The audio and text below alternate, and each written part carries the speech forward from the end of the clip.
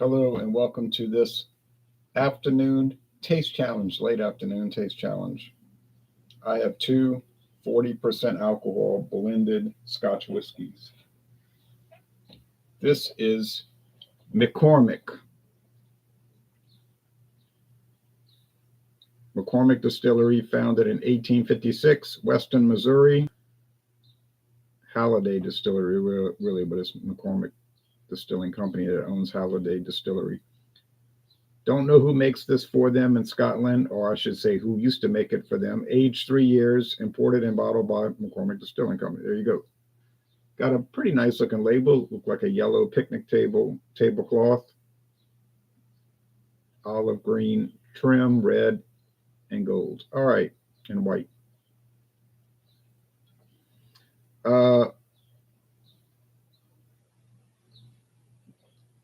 I think this was discontinued. They no longer list it on their website.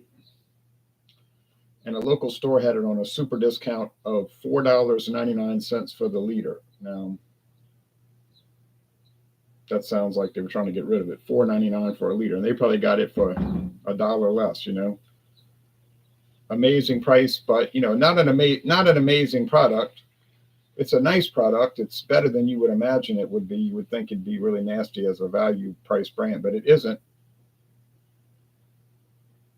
It isn't. Now here is another value price brand. This is King Robert II blended Scotch whiskey, distilled, blended, and bottled in Scotland. It's an Ian Macleod Distillers Company Limited brand. I don't think they actually own any distilleries. I think they're an independent bottler. But anyway, it is a real handle, 1,750 milliliters. It has an actual handle, as you can see. I bought this at a place called World of Beverage off of the interstate in Georgia, southwest of Atlanta, in 2018, I think it was 2019. John and Neil was with me, and we buying all kinds of stuff. Dr. Frosty Bruce says, "Cheers, Jay. Jay, cheers to you, Doctor." Got doctors watching these broadcasts. All right. So I've still got a pretty good amount of it left. It's been a pretty good product. It's nothing great, but it's all right. I've never seen it in Louisiana. I like that shirt. Never tried Outlaw yet. Yeah, Outlaw's good. I hope they make a stronger beer, not just a 4.2 light beer, but the light beer is nice. Okay, beautiful twist cap, aluminum twist cap. I've seen John Bar in Louisiana. That's another kind of unusual product, but it's more well known. Actually, I saw John Bar at the airport in England, all kind of specialty versions and the regular one. But King Robert II, like I say, I bought it in Georgia. Haven't seen it around here. Did buy this in Jefferson Parish, Louisiana. Oh, well, it was given to me. My friend David bought it in Jefferson Parish, Louisiana. And he got it for $4.99. Like I said, $4.99. Oh, how much was the King Robert II? They had a beautiful plastic twist cap. They had a special that month or week, and it was $17.99 for that handle. And I thought $17.99 for this big glass bottle. Yeah, I'm going for it. It's probably worth it, and it's definitely worth it. I like. Yeah, oh yeah, you already made that comment. I made a little dribble there, so let me clean that up.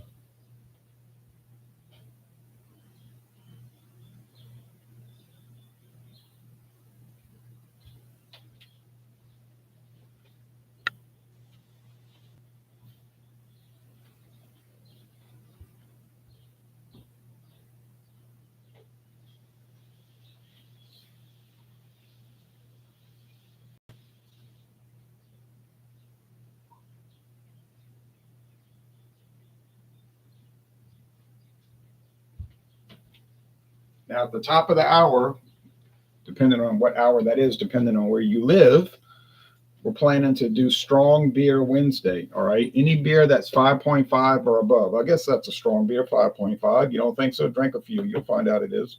So it's your call. Now, appearance, whatever you want to bring. The Ian Macleod's King Robert II is darker. And the McCormick is very pale straw, and I don't think they're adding any coloring to it. It's aged 3 years.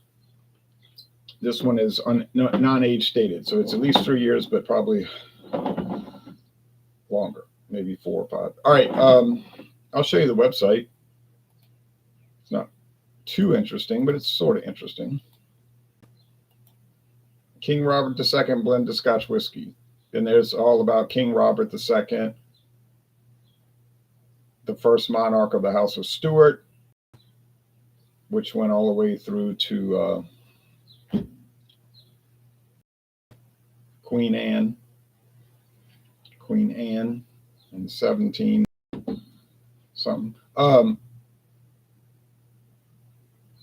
And the reason there were no more Stuart kings because none of her children survived her. She lived in India for sickly children.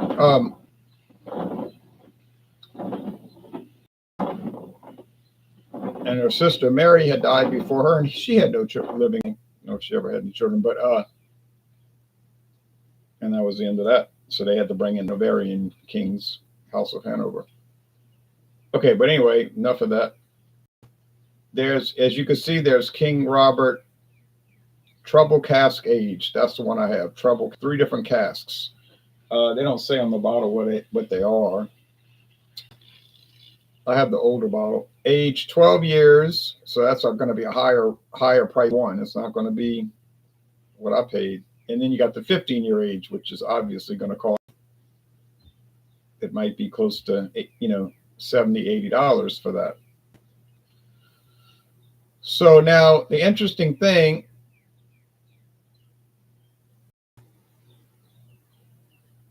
yeah, see their product is bulk whiskey and spirits, so they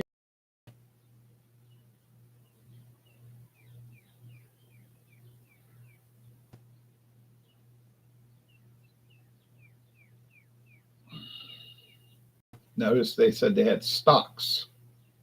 They didn't say they had distilleries. So a bottler. Now look at this though. There's King Robert II, but there's also King Robert II vodka. Don't know what country that's from. Might be Scottish vodka. Producing. I don't know. It doesn't matter. I'm not dealing with that right now. There's King Robert II gin. Don't know where that's made. It says London Dry Gin, but that's a style. It doesn't mean it's made in London. King Robert II and white rum. So King Robert is a line of products introduced in 1968. If you live in Scotland, do you get this? I don't know if you do. The books.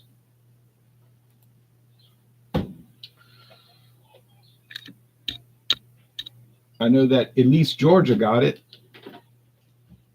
about 6 years ago. Don't know if it ever came back, if it was a common thing, if it came common, or is it obscure? I don't know. I saw Lord Calvert Black label blended Canadian whiskey at one store, and I should have bought it, and they had it on sale for $11.99. I was like, nah, I'll just check it out later. I'm sure other people have it. Ding, ding, wrong. Never saw it again. Lord Calvert Black Label. Never saw it again. So you know how I felt. Now, every once in a while in Louisiana, you can find Lord Calvert. It's a pretty good blended Canadian whiskey, but it's not common around here.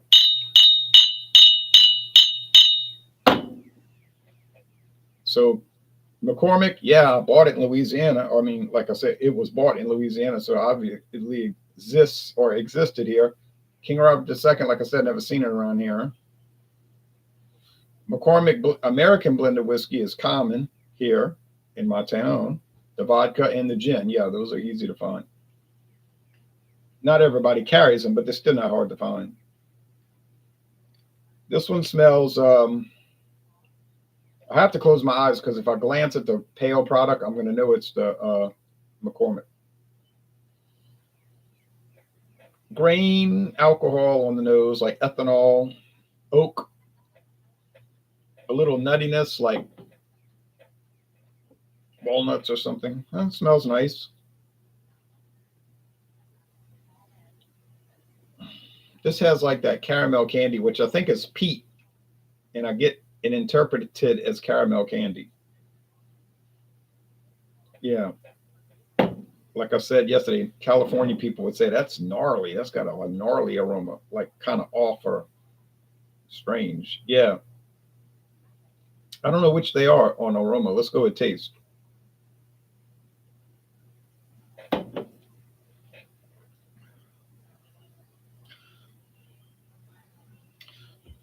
I just noticed smoke. Not a lot of smoke. A little bit of smoke. There must be some Isla single malt in here. They're probably only 20% single malt. They're probably 80% grain spirits, just like in the United States. But in the US, they can use unaged grain spirits. But in Scotland, it has to be aged. Even the grain spirits have to be aged at least 3 years in oak barrels, new or used. That's up to you. But same thing in Ireland and Canada. All the liquid in the bottle has to have been aged at least 3 years. In the United States, only 20% of the liquid has to be aged at all. You say, well, that's mad. That's crazy. That's crazy. That's wild. Yeah, it is wild, but it's the truth. That's the law. I didn't write the law or the regulations pursuant to the law. I didn't do it. I have no control over the industry. But there's definitely smoke there. No, I wouldn't call it a smoky blended Scotch whiskey at all. It's a blended Scotch whiskey with some smoky aspects. Minimal. Must be the King Robert II because I don't think McCormick has any. McCormick's like honey.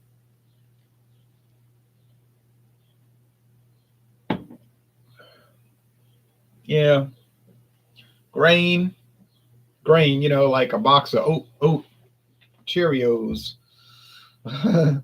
um, with no sweetener added. A little bit, just like the regular Cheerios, not the honey nut Cheerios, not the frosted, just the regular one that children don't like because it's not sweet enough. When we were kids, we were always getting Cheerios, but we would insist that we wanted sweetener on it. My mother would let us use honey, so we could take a teaspoon and put honey on it. She wouldn't let us use table sugar. Now, if my father woke up early and my mother was still sleeping, my mama would be in bed. He would let us use sugar. We wouldn't say anything on our cereal. So that was the difference. But my mother was like, no way, honey. All right.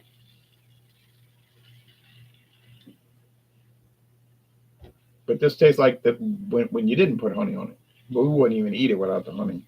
But I have a taste for honey now on cereal, but it's so expensive I don't buy it.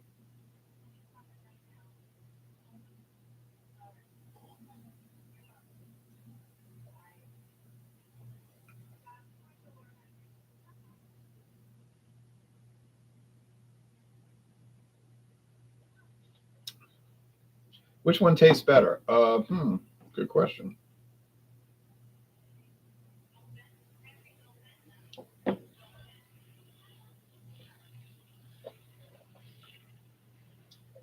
I would say this is the McCormick. It's not quite as good as King Robert, but it's not a big enough difference that you should just shop price. If you see both and one's $1 cheaper and we talking about the same amount, you know what I mean? Like they're both 750s or 1,000 or 1,750 bottles. Just get the one that's cheaper, but I still think that's the King Robert the second. It is. It is. It is. It is. So King Robert II, if you want a little bit of smoke in your life, that one will work. If you want no smoke and just a little honey and grain. I don't know about breadiness. Let's see, breadiness.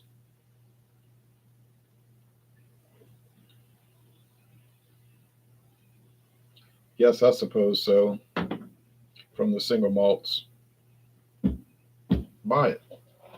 But like I said, they're so close as far as overall acceptability. I'll just go with the price. Let's see. Last comments. Nice to see you again, bro. Hope you're doing good. Irish boy. I am doing well. It is a lovely shirt. I said the same. Oh, thank you. That was given to me by the beer company, and I appreciate that. Thank you, Tivoli Brewing. They watched my video that I had made. I just made a video. I didn't really think much of it. I gave it a good score, but I wasn't like thinking about it. And then a few days later, I got an email, and then the man was calling me on the phone. And he was showing me where they showed my video at their business meeting, and I was like, wow. And then they said, we love your video, and this goes to show we're doing things right. People like our beer, and I said, well, I certainly liked it. And I had bought a 12-pack, and they just were so delighted that they said, could we send you some stuff in appreciation? Well, I'm not going to tell them no. I said, sure. And they sent me 2 T-shirts, a sweatshirt, a couple of hats. I can't remember what else. Some other things, and then beer, a bunch of Outlaw light beer to give to people. Not to be stingy and drink it all. We did drink a lot of it, but I gave my friend David some because we did a duo review, and I gave some people at work the Outlaw beer. The guys at work, one guy liked it, 2 of the other guys didn't care for it, so they said they wouldn't buy it again. And then another guy, so it was like 4 people, and 2 liked it, and 2 said nah. So it was mixed results, but I didn't tell them, hey, you have to like it. But it's all gone now. All the beer is gone, but it was a great gift. Cheers, Louisiana Liquor Reviews. Do some food colorings or flavoring contain petrochemicals. I think they're made from petroleum.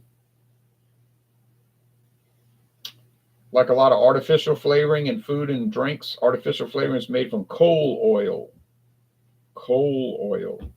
So they have a really strange chemical heritage. You say, wow, this tastes like strawberries. But it's not related to strawberries in any way. It's made from coal oil, coal tar. You say, what? All right, read about it. You'll see. Now the U.S. government is saying by next year you can't use food coloring, artificial food coloring anymore. They're saying we don't want kids ingesting that because it's bad for them. Although they've been ingesting it for 100 years, I don't think anybody was getting sick. But you got the new health director, Robert Kennedy, and he's thinking that Robert Kennedy Jr. that it's bad and all of this. So they're saying that they need to start using natural food coloring, something from bark or resins or oyster shells or snail shells or whatever, wherever they get these colors, purple and stuff. But it's going to probably make the cereals look dull. Like the children are going to say, why my cereal is dull? But that's what they want to do. So they already got rid of one of the reds, red number 3, I think.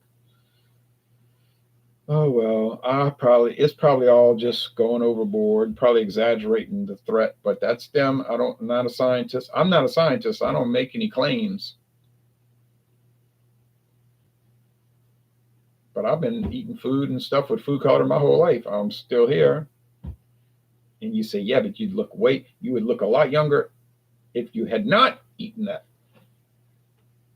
I can't say no because I don't know. I didn't do a study, No, mine. All right. Anyway, so join us in about 20. about, sorry, 36 minutes. About 36 minutes for strong beers. Y'all take care now. Bye-bye. Thanks for watching. And I got another Scotch taste challenge tomorrow. And it's going to be Dewar's white label. And you know, everybody, so many people, I'll say everybody, but not everybody, but a lot of people, millions of people love Dewar's.